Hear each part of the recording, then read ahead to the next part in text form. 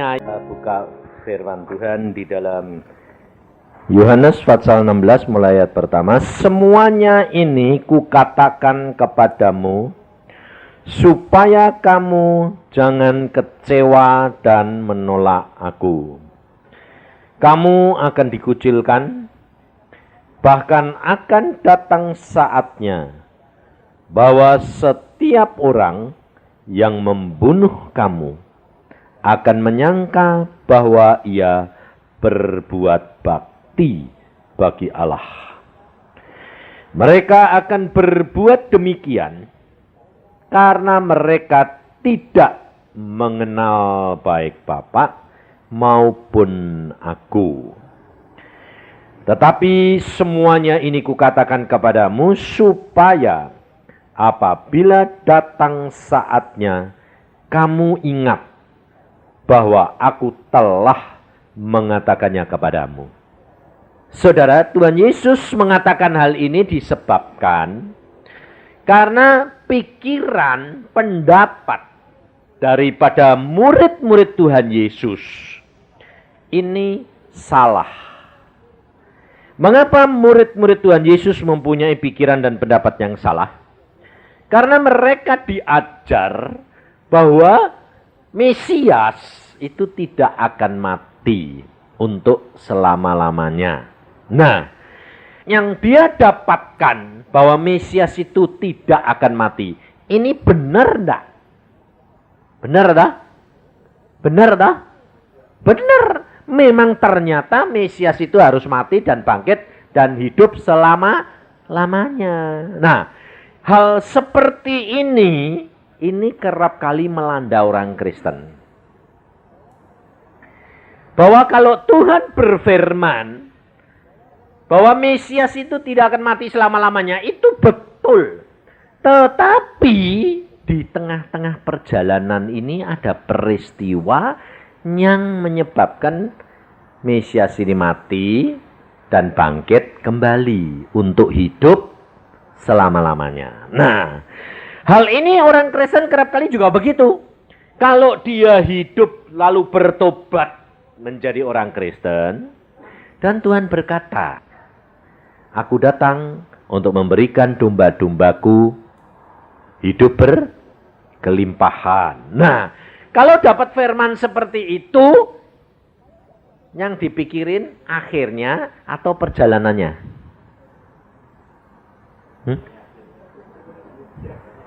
Biasanya yang dipikirin kelimpahannya, betul lah? Tapi tidak pernah dipikirkan jalanannya. Nah, hal ini persis orang Israel pada waktu dibebaskan dari Mesir ke Kanaan. Tuhan Allah berjanji, aku akan menuntun kamu ke tanah yang penuh dengan susu dan madu. Tanah yang subur, penuh dengan kemakmuran. Nah, lalu orang-orang ini keluar dari Mesir, pikirannya apa? Makmur lah.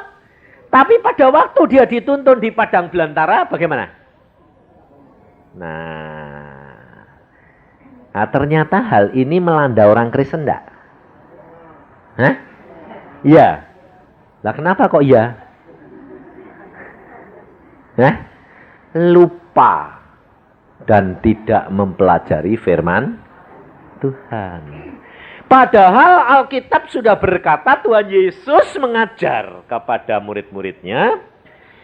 Dia berkata, semuanya ini kukatakan kepadamu supaya kamu jangan kecewa dan menolak aku. Karena Tuhan Yesus tahu bahwa jikalau nanti dia dianiaya, muridnya itu kecewa, saudara. Demikian juga saudara dan saya kerap kali nanti kalau ini mengalami perjalanan ini, loh kok Tuhan katanya kelimpahan, kok lewat padang pasir, padang belantara. Coba kesaksiannya Pak Heru tadi. Dia bangkrut, dia habis-habisan, terus turut Tuhan. Loh, turut Tuhan sekarang melayani. katanya dia melayani Tuhan itu dicukupi, betul? Betul enggak? Loh, kenyataannya dia dicukupi enggak? Cukup. Tapi jalannya itu ngalami kantongnya kempes. Lah itu yang saudara enggak mau dah. Kalau dikatakan dicukupi, pikirnya kantongnya kebak terus. Loh, lah kalau penuh terus, saudara tahu kemuliaannya Allah mana? Nggak ada. Tapi kalau kempes dulu, cukup, lah itu yang aneh. Kempes, uang 3.000 bisa bayar 10 juta. Tapi tidak bisa jungkok ke anaknya susu. Lah itu lah. Ya, aneh dah. Aneh dah. Lah jalan dengan Allah itu hal-hal yang begitu tuh harus saudara alami. Mau enggak? Hah? Mau. Nah, ya harus. Jangan bilang kok ya repot ya Pak. Loh lah. Jadi mau nih kepeksa dah. Hah?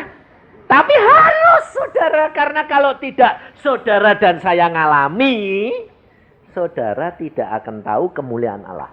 Karena apa? Pikirnya, oh semuanya cukup kok loh. Sebab saudara mempunyai pikiran, pendapat yang salah.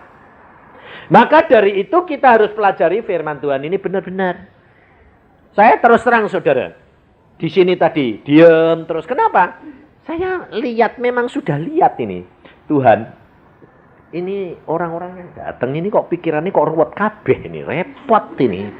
Aku bilang ini semrawut ini kayak benang kusut ini Tuhan. Waduh, ini bagaimana caranya ngelepasin, aku bilang gitu. Kenapa saudara? Karena saudara mempunyai harapan tetapi tidak tahu jalannya. Kalau saudara dan saya tahu jalannya, kira-kira saudara ngucap syukur atau malah ngomel? Bener? Bener? Dikasih tahu sama Tuhan, maunya kepengennya mau. Untuk menuju Kanaan, kamu harus menyeberangi Laut Kolsom. Mau? Loh. Kira-kira kalau Tuhan kasih tahu saudara dan saya masuk ke tanah Kanaan lewat Laut Kolsom, kamu mikirin apa? Kamu nyediain apa? Perahu toh? Iya toh? Lah, orangnya laki-laki saja 600.000. Perempuannya lebih banyak laki atau perempuannya? Perempuan. Sebabnya orang Israel itu di Mesir, bayi laki-laki dibunuh. Jadi isinya banyak perempuan. Jadi kalau 600.000 laki-lakinya, perempuannya kira-kira berapa? 1,5 juta. Iya toh? Belum anaknya. Anaknya perempuan lagi. Loh betul lah. Kira-kira 2,5 juta. Nyebrangke orang 2,5 juta nyebrangi Laut Kolsom, perahu ini berapa ratus? Kalau perahu ini satu itu berapa tahun? Jadi kira-kira kalau Musa dikasih tahu, Musa ini bawa nyebrangin Laut Kolsom. Musa ini mikir perahu ini berapa tahun? Bikinnya perahu berapa tahun? Betul enggak? Betul enggak? Hah? Nah, kenapa kok Allah tidak kasih tahu? Sebab manusia ini kalau dikasih tahu kebanyakan mikir. Nyediain. Ya dah? Nah, kalau Pak Heru tadi saksian mamanya bakal dikasih rumah itu. Harganya 10 juta sewane. Kira-kira dia belum sudah mundur apa belum? Mundur. Aditnya cuma 3.000 kok. Lemana piye? Dikeplak-keplok lu ngojudi lagi. Paling-paling. Lah, saudara, Allah kerap kali tidak memberitahu kepada saudara dan saya sebab Allah tahu pikiranmu lebih besar, lebih bikin ruwet daripada imanmu. Tapi sebetulnya kalau saudara dan saya punya iman, yang punya percaya, saudara memperhatikan firman Tuhan, justru untuk mencapai tanah Kanaan harus melalui apa? Padang pasir, tidak ada air, tidak ada roti, tidak ada perahu, nyebrang lautan. Loh, kalau saudara sudah belajar itu, kalau nanti kamu menghadapi, kalau ada masalah, ini mau sampai ini mau sampai ini, masalahnya tambah gede, malah cepat, betul kan? Sebab Alkitab berkata, mati untuk hidup untuk Yesus, betul? Jadi kalau sakit tambah lama tambah mau mati harusnya mustine tambah mau mati tambah cepat. Loh, penyelesaiannya betul enggak? Tapi saudara tambah takut tambah molor atau tambah cepat? Nah, iya makanya salah siapa? Karena saudara enggak belajar. Saya berani ngomong gini kenapa? Saya ngalami, saudara. Ngalami. Saya kalau sakit, saya bilang, Tuhan, kenapa kok aku sakit ini? Wah, ini salah, mesti dosa ini. Saya periksa, oh ya, saya salah sama Tuhan. Nah, terus minta ampun. Setelah minta ampun, lalu terus sembuh gitu. Kok enak? Nah ini kerap kali orang Kristen, sudah bertobat Tuhan, kok tambah sakit loh. Kalau saudara sudah bertobat, Alkitab berkata apa? Ucapkan syukur. Lah kok malah ngomel? Oh, dosa lagi. Sakitnya tambah lagi. Saya kalau sudah sakit, sudah bertobat, minta ampun, saya mengucap syukur. Kalau tambah sakit, saya bilang, ini malah yang benar. Kenapa? Ujian ini. Loh. Tambah parah. Is beneran, ben cepet. Loh. Cepet ada dua loh. Cepet mati, sembuh. Loh ya dah. Loh, saudara mau cepat atau mau diperpanjang? Diperpanjang juga ada dua loh. Pergi dokter itu sakit, pergi dokter diobati. Ada dua. Kanker, di bestral, diperpanjang hidupnya. Tapi tetap mati. Ya dah? Atau yang cepat mati atau sembuh? Enak yang mana? Enak cepat mati atau sembuh kalau tidak punya duit. Jujur. Kayak kecepet. Ya wis Tuhan, wong cepet kok mau apa kowe? Tapi kalau kamu punya duit, bilang apa? Wah ya usaha manusia, betul tidak? Nah ini saudara. Jadi sebetulnya enak punya duit apa enggak?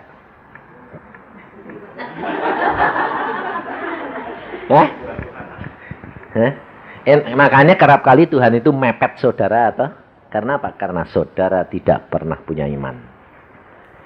Maka dari itu Tuhan Yesus mengajar saudara dan saya.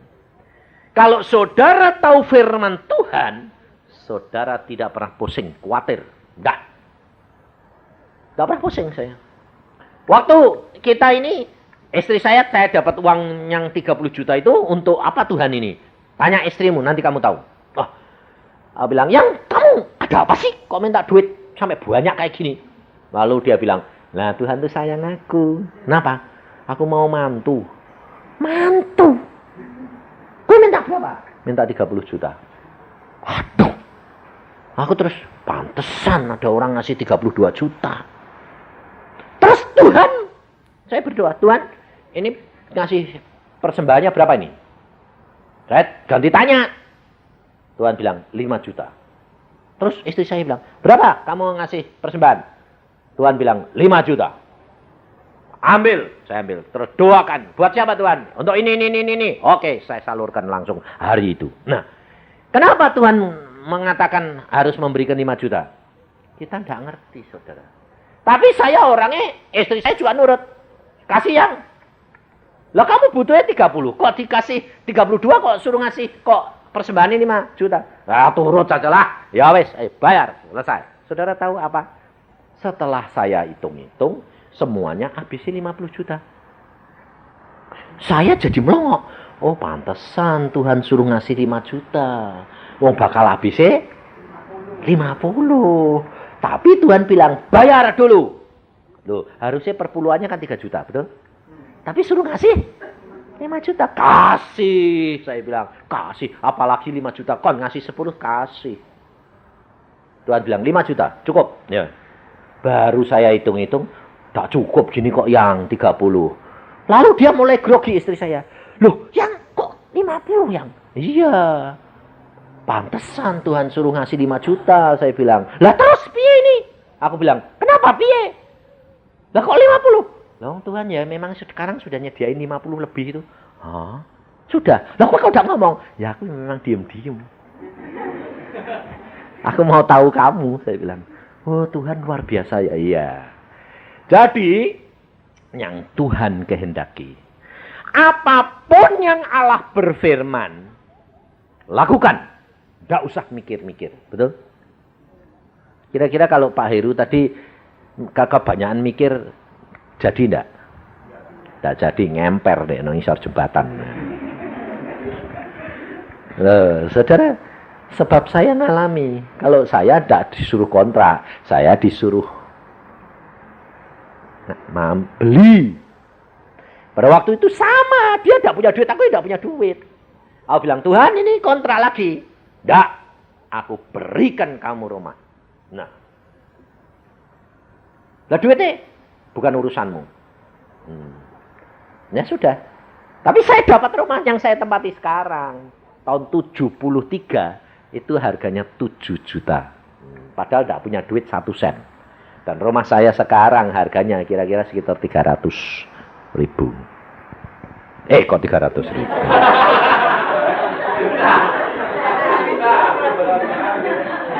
300 ribu diborong orang. Nah, itu saudara. Maka dari itu kita ini yang penting itu nurut. Dan belajar firman, pegang akan firman Tuhan.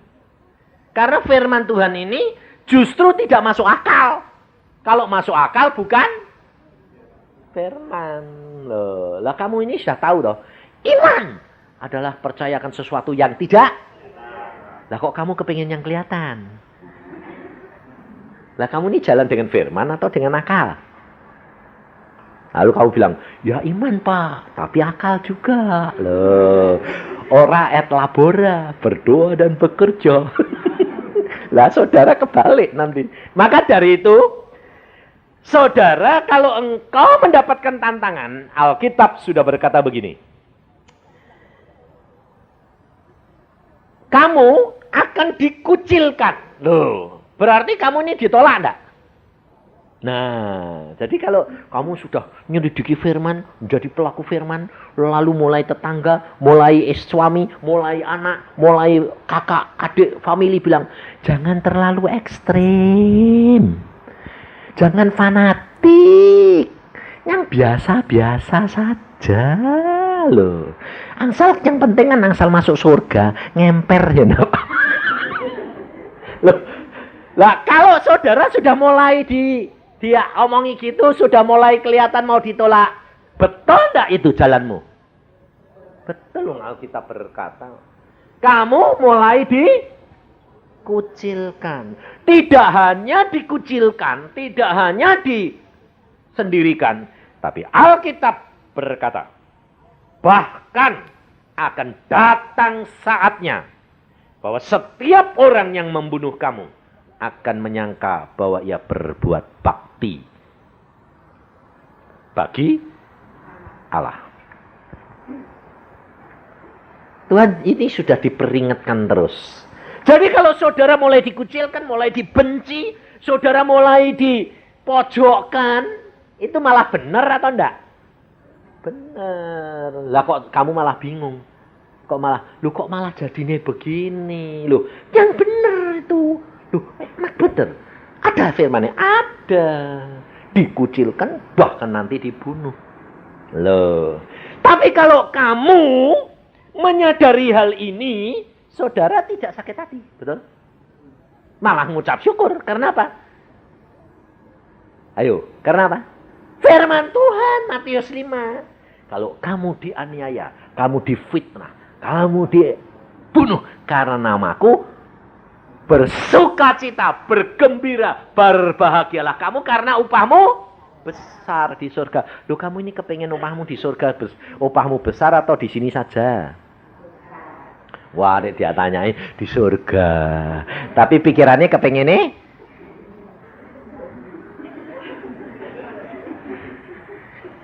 Saudara itu harus kepengennya dua. Surga ya, di sini ya.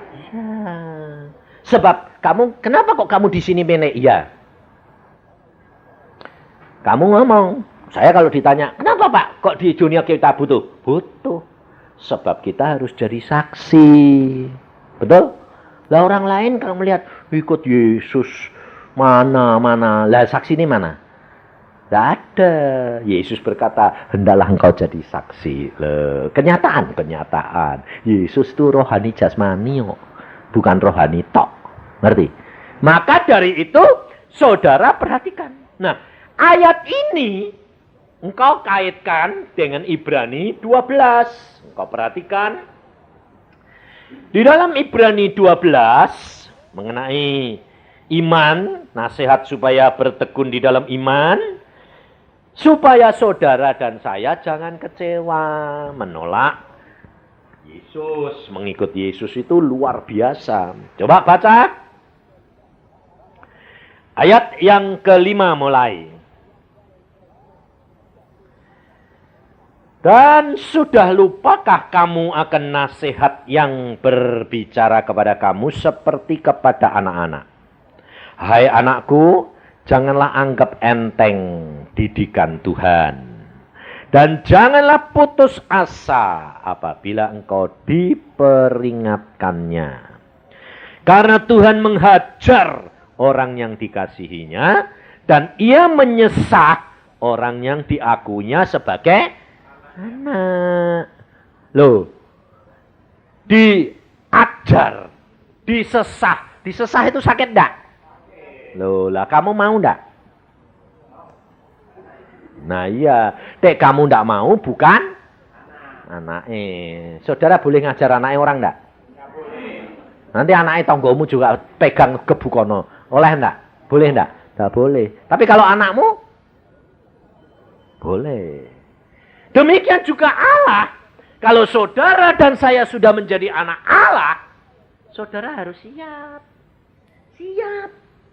Siap diapain? Loh, kamu ini anak-anaknya Allah enggak? Loh, kamu siap enggak? Harus. Jangan bilang, wah lu kok enggak enak Pak. Loh. Sebab Alkitab sudah berkata, kamu bakal diajar. Untuk perlunya diajar supaya apa? Loh, saudara ini ngajar anakmu untuk apa? Supaya apa? Nurut. Kok baik? Kamu hajar karena dia tidak nurut, toh? Tapi kalau nurut, kamu ajar tidak? Tidak. Nah, kalau engkau dihajar, itu karena tidak nurut. Tetapi kalau kamu mendapat ajaran, kamu harus sadar. Wah, aku ini pasti tidak nurut ini. Aku nurut, pasti tidak diajar. Nah, lalu bukan hanya diajar, disesah. Disesah itu lebih berat daripada diajar. Bukan digebuk, kalau diajar itu cuma sekedar digebuk secukupnya. Kalau disesah itu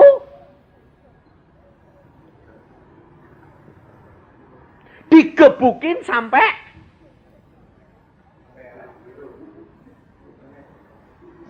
rasanya ndak kuat. Itu disesah. Saudara tahu? Kenapa kok saudara harus disesah? Karena hatimu, watakmu, perangaimu ini luar biasa bandeli. Jadi bahasa Jawa paling enak, ndableke. Wah. Jadi karena kalau dikasih tahu tidak nurut, kasih tidak nurut, gebuk tidak nurut, disesah. Kalau disesah, itu saudara kalau nanti lepas dari sesahan, saudara tidak akan berbuat hal itu lagi. Maka kalau sesah itu contohnya tentang keuangan.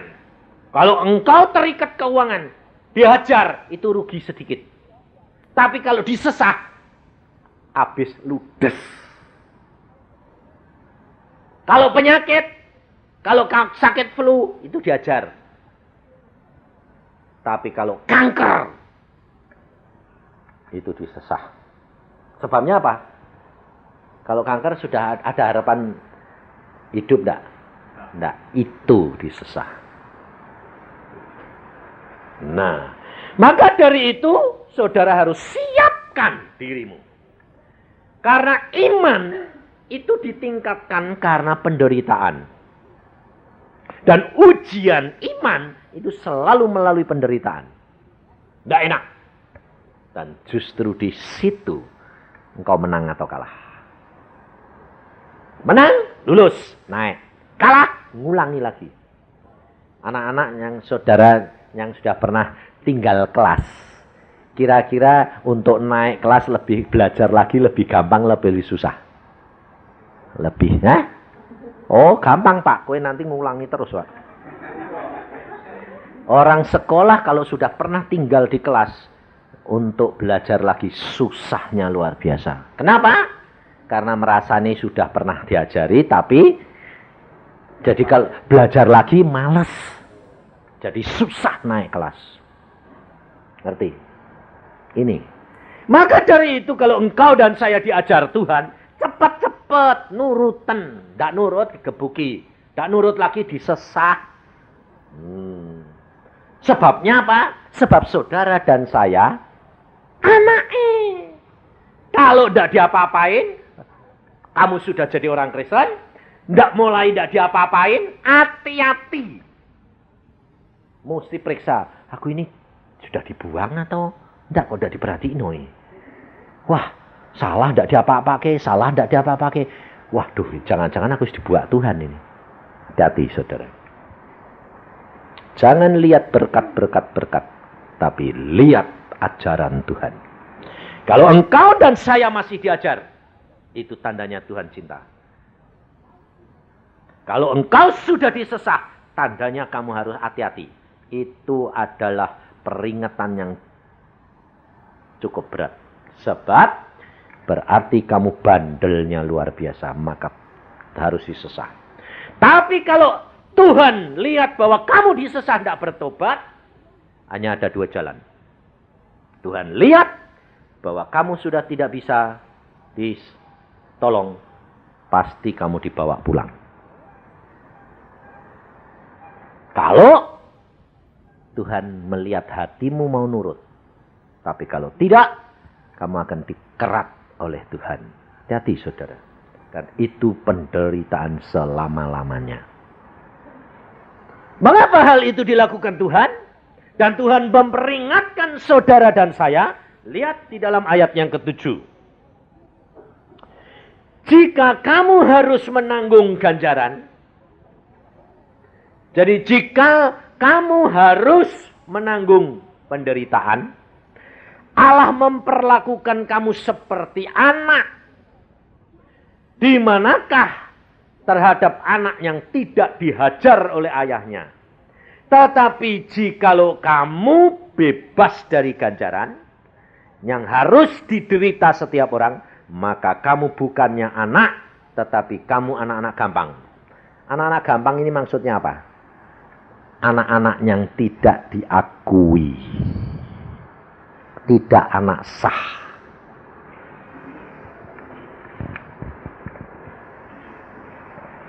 Itu hampir sama dengan anak apa?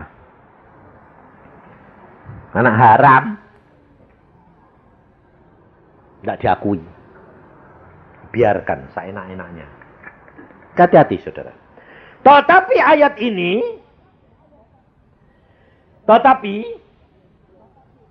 jikalau kamu bebas dari ganjaran yang harus ini, ayat yang ke-7 ini perhatikan.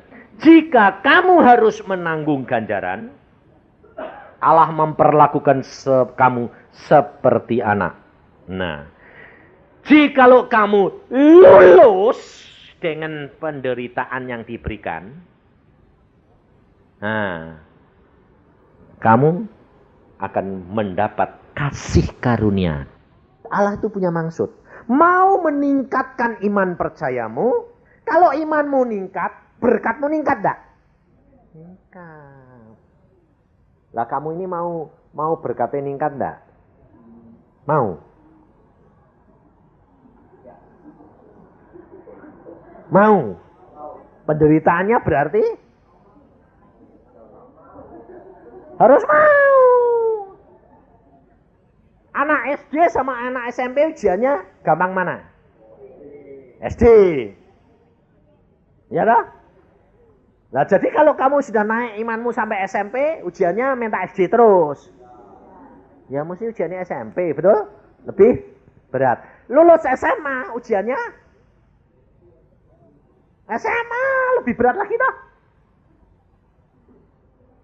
Lah kamu ini mau lulus terus enggak? Jadi harusnya kalau pencobaannya tambah berat, kamu harusnya bilang apa? Wah, ini imanku sudah di situ ini. Wah, puji Tuhan. Loh, berani enggak? Ini saya alami, saudara. Pada waktu saya itu tidak punya rumah itu, Tuhan ngomong sama saya. Gini, kamu, aku ukur imanmu, cukup. Kamu boleh cari rumah seharga 5 sampai 7 juta.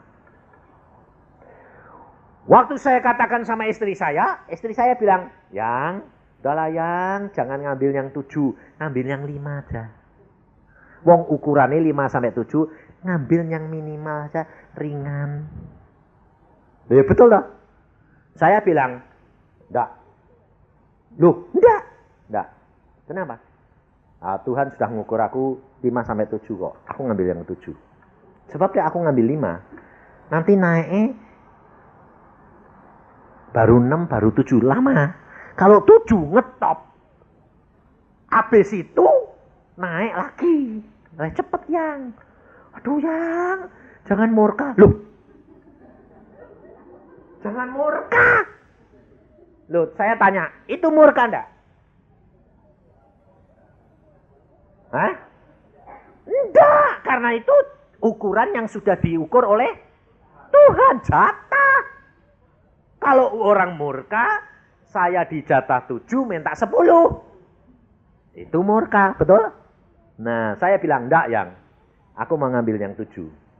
Dan saudara tahu, istri saya bilang apa? Ya sudah, aku tak sembayang, tak mendukung kamu. Tapi kamu yang ngambil keputusan sendiri ya, jangan tanya saya ya. Ya. Sebabnya aku tidak mampu. Ya, dia dukung. Saudara tahu saya dapat rumah berapa? Kurang berapa? 1 jam. Tidak kurang sehari. Pak Heru kurang berapa Pak? 2 hari ya Pak? Saya kurang 1 jam. Sebab ukurannya mepet. Ukurannya 7, saya ngambil 7. Mepet toh. Lalu Tuhan bilang, oke, kamu ambil. Berapa?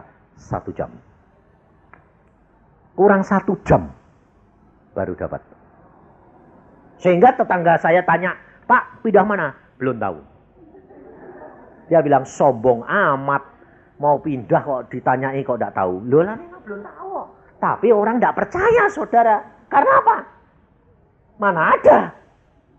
Orang mau pindah kurang sehari. Belum tahu. Tidak ada. Sampai tukang yang angkut barang saja tanya sama saya. Pagi-pagi barangnya sudah diangkuti masuk ke kereta. Dia bilang, Pak pindah kemana? Belum tahu. Hah? Dia bilang, saya kerja 16 tahun loh Pak. Ngangkuti barang. Tapi belum pernah ketemu orang mau pindah. Pagi ini, hari ini ya Pak pindah? Iya. Kok belum tahu Pak? Lah belum. Loh, belum dapat rumah Pak? Belum. Jadi ini belum tahu kemana Pak? Belum. Nah ini barangnya ikat saja, masukkan barang-barangnya. Tunggu komando. Lalu sudah jam 9 itu. Jam 9 padahal jam 11 jam 11 ya. Jam 11 itu rumah 11 atau 12 itu rumah itu harus bukan dikosongin kok. Kosongin lumayan. dirobohkan. Oh, kalau kosongin lumayan. Titip barang sebentar Pak, sore tak bawa. Lumayan. Hari itu orang bilang, maaf Pak, jam 11 tep, rumah ini harus dirobohkan. Karena kami sudah cari hari, tak boleh lebih dari jam 11. Jadi barang saya itu jam 10 harus keluar. Kalau enggak kan hancur semua. Sudah masuk kretek semua, sudah masuk mobil-mobil, teman-teman sudah datang. Sudah jam 9, selesai. Saya baru keluar. Kurang 2 jam, saya baru keluar. Pak, kemana? Ya ini, saya ini keluar ini cari rumah. Lu kurang 2 jam Pak? Iya justru itu. Saya keluar, Tuhan. Asal di perapatan, saya bilang, Tuhan, aku ini ke kanan pakai kiri. Atau terus, saya bilang, kanan. Asal ada belokan, Tuhan itu ada belokan. Terus. Ke kiri. Jadi saya dituntun terus. Padahal Tuhan sudah ngomong, rumahmu di Jalan Gatot Subroto. Nah, Gatot Subroto itu kalau di Bandung, di tempat saya dulu kontrak rumah di Terusan Ciliwung, itu sebelah selatan. Saya dituntun Tuhan arah ke utara. Kira-kira kalau saudara ingat firman di Gatot Subroto, saudara dengar suara Tuhan kanan kiri ke utara, saudara nurut enggak? Dua-dua firman Tuhan. Tuhan berkata, rumahmu Gatot Subroto di selatan. Jalannya mana Tuhan? Ke utara. Ayo, nurut enggak? Ayo. Logikanya nurut enggak? Enggak dah. Nah, itu. Ke Kanaan. Jalannya, lu kok muter Tuhan? Kok arah kebalik? Nurut, saya nurut. Sampai di jalan buntu. Sudah ke utara, Cimbuluit lo Tuhan. Ini jalan ini buntu Tuhan. Terakhir ini. Tidak ada belokan kanan kiri ini Tuhan. Lah iya. Lula Gatot Subroto kan di selatan Tuhan. Lah iya. Lah kok ini utara? Lah iya. Jangan lo. Ya sudah aku nurut. Terus di nomor 82 ada pintu buka. Tuhan bilang masuk. Masuk. Lalu, lo ini rumahnya siapa Tuhan? Ya ini. Lo kok ya ini? Lalu orangnya yang punya rumah Cimbuluit ini ngomong, Om cari siapa? Lo bingung gak gue? Lah aku cari siapa ini Tuhan? Bawa suruh masuk ke tempat ini. Tapi Tuhan ngomong, ya tanya. Maaf ya, saya mau tanya. Oh ya, tanya apa? Pikirnya tanya rumah, tanya alamat. Engkau ini punya rumah di Jalan Gatot Subroto? Iya. Nah mantep aku. Iya. Oh ya mantep aku. Wah ini bener. Mau dijual? Iya. Nomornya berapa? Loh. Dia tanya. Lo mau beli kok belum lihat? Ya belum tahu. Lah kok ngerti? Nah, terus aku jawab B. Tuhan gitu. Saya diguyu. Aku cuma lu kok tahu? Minta berapa? 10. Wah, gak punya duit. Gini loh kok, aku bilang. Ada orang mau beli rumah kok malah ngaku. Aku ini 1 jam lagi harus pindah. Rumahnya dirobohin. Ini gak bisa. Aku mau cepet-cepet. Udah, 7 juta, tidak boleh kurang. Nah, pas toh. Imanku pas toh. Aku bilang, gak punya duit. Loh. Terus istrinya dari dalam itu teriak-teriak. Gak kenal. Bukan orang Kristen. Pak, kenapa? Ini loh kunci nih. Rumah Gatot Subroto. Kenapa? Tolongin orang itu. Sudah pindah dulu, sudah. Nanti urusan ruding belakang. Loh, kenapa? Kamu kenal? Enggak. Loh, nah tadi yang di kamar, yang bersuara gini, siapa? Suara apa? Di kamar aku diperintah gini. Kamu harus tolong orang itu segera. ambil kunci, berikan dia, suruh masuk di rumahmu 3 bulan, tidak usah bayar. Jadi dia kayak, panggil, pakai. Udah. 1 jam lagi. Mana ada orang bilang, gini kok, pindah kok kurang 1 jam. Nah, ya ini saya bilang. Ya sudah, ini kuncinya. Sudah pulang sana, masuk sana. Bawa barangmu masuk sana. Rumah itu sudah saya bersihin, sudah saya kapur. Baru selesai kemarin. Dan kamu masuk, tempati 3 bulan. Kalau bisa bayar, jadi. Kalau tidak bisa bayar, tidak usah bayar. Pinjam saja dulu. Luar biasa enggak? Enggak Kristen, enggak kenal. Allah bisa ngomong sama orang enggak Kristen enggak? Sama kamu bisa enggak?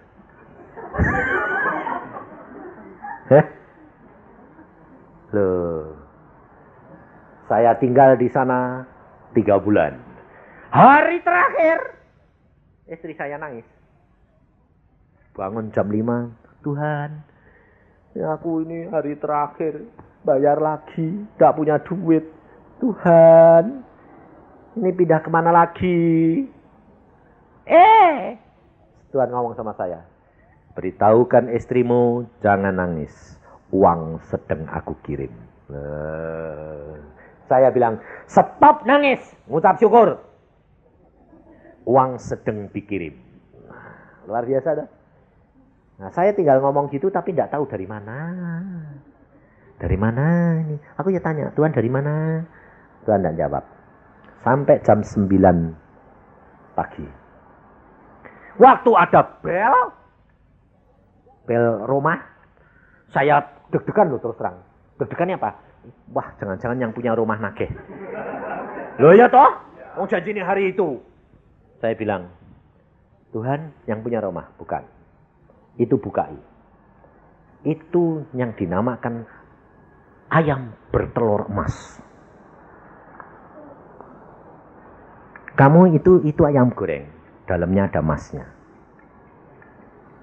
Terima. Aku bilang sama istri saya, itu ayam goreng. Dari siapa? Dari cacikmu. Tapi dalamnya emas buat bayar rumah. Terus istri saya bilang apa? Mana ada orang sinting emas kok dimasuk ke ayam, dikirim bis malam. Mana ada?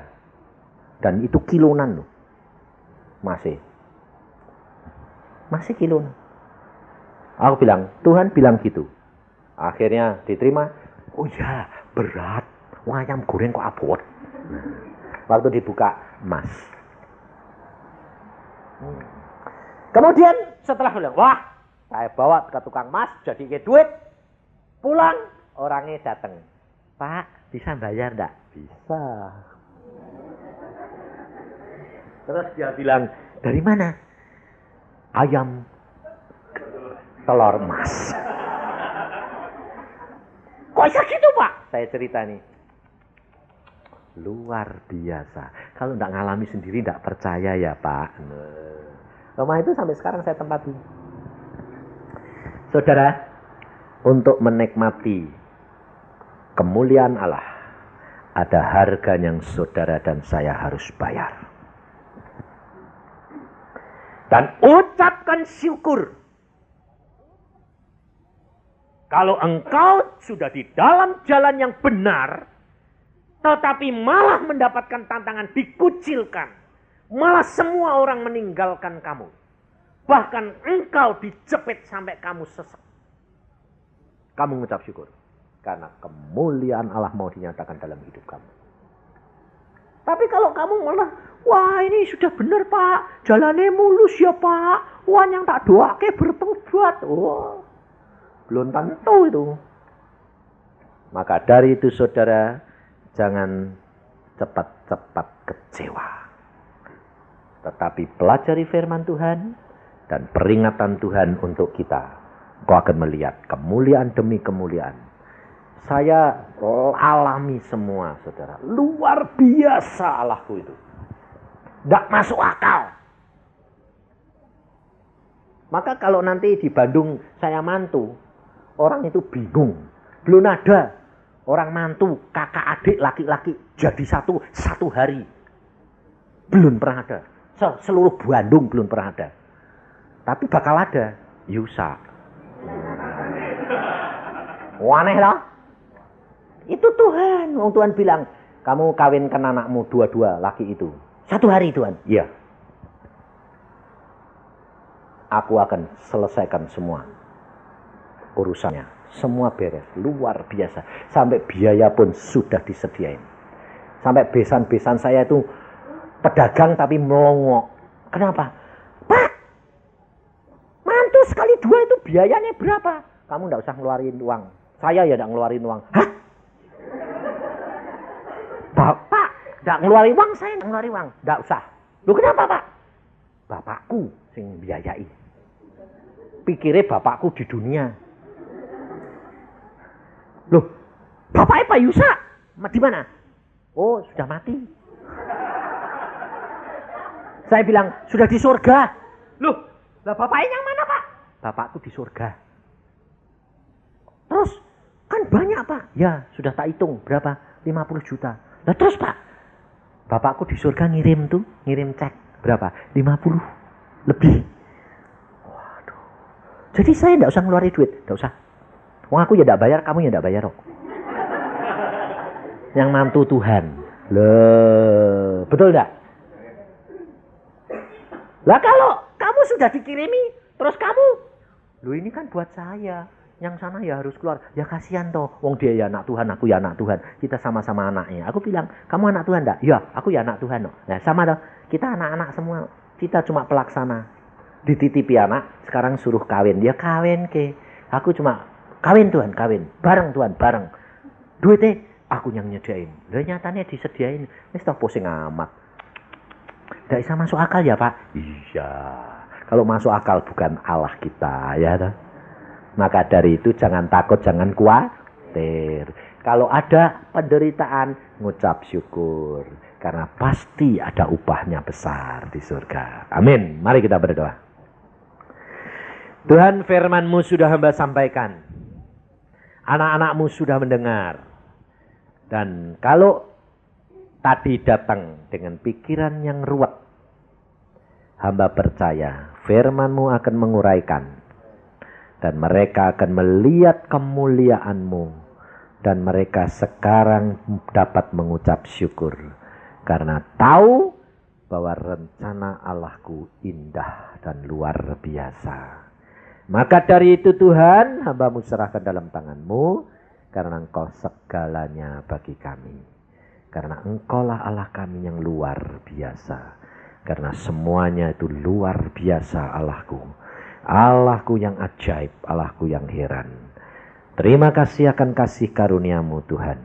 Karena Engkau begitu baik bagi kami. Mari saudara, Engkau periksa hati dan pikiranmu. Dan Engkau berdoa. Ini saatnya untuk kamu menyadari.